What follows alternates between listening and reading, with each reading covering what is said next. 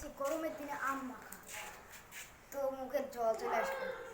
তো চলুন গাইস, আমরা এখন আম মাখাটা আপনাদের দেখাবো, তারপরে আপনারা তো সো গাইস, এই যে আমাদের আম মাখা।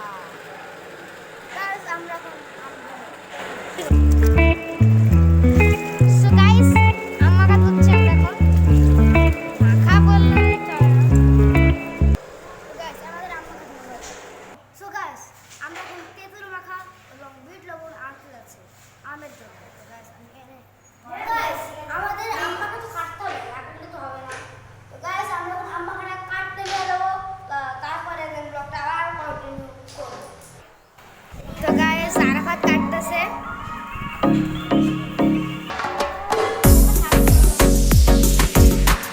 তো গাইস আমাদের আম মাখা হয়ে গেল। তো গাইস আবার আমরা ধুবো, তো চলুন যাও যাক।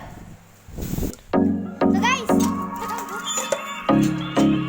গাইস তো দেখবেন ছোট পানি একটু লাল হয়ে যাবে, কারণ এটি খুব কষ। এই ছোট আমে দেখতে পাচ্ছেন কি লাল গাইস, অনেক অনেক লাল গাইস। গাইস কষ বাড়াচ্ছে। তো গাইস বেশি কথা না বলে তাড়াতাড়ি খাই নাকি। তো গাইস আমরা একটা ইউনিক জিনিস আনবক্সিং করছি, সেটা আবার পেট লবণ।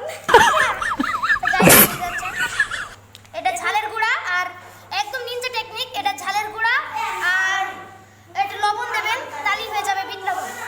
আর গাইস তো আমি মাখাচ্ছি না, এখন উষ্ণ মাখাবে।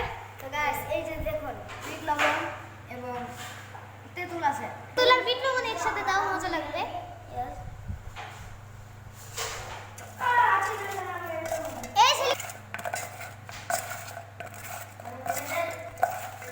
ইয়ামি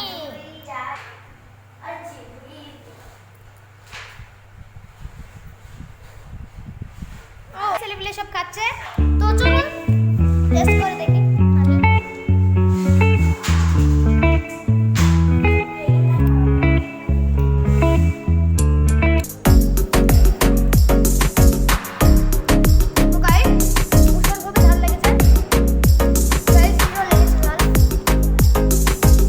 জানলা দিয়ে দেখছি উৎস তো পুরা